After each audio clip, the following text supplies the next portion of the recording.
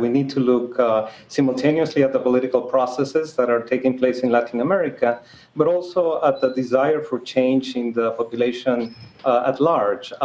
the ways in which people have linked increasingly LGBT rights to a sense of modernity and the desire for change that is facilitating change. Several Latin American countries have a long tradition of separation between church and state, and also a very strong desire for secularization in recent decades. As Latin Americans began to think about what cultural modernity means, there was a sense that we can keep traditions that are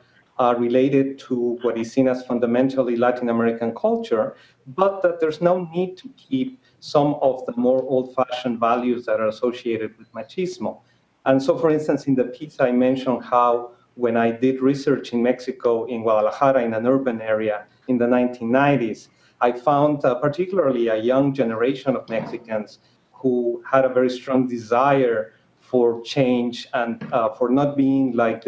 they perceived their parents were in terms of those values of machismo. Once we go past the stereotypes, we can really begin to have efforts that are much more targeted. Omar was talking, about the case of Argentina, and I would say that Mexico is not very different, and that in addition to these issues of secularization, we also have to pay attention to the fact that some of the countries where change has been has been enacted more readily are places or countries that went through recent processes of democratization after military dictatorship or one-party rule, which is the case of Mexico. And so there's something I think that we need to pay attention to, because if you think about it, South Africa, Spain are in a similar situation. In the case of Spain, another Catholic country that very few people probably thought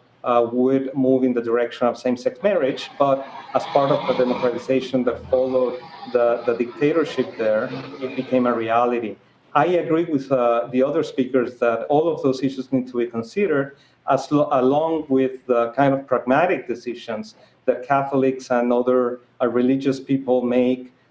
which may differ from what the churches are telling them, and that they see as part of what they want in their lives.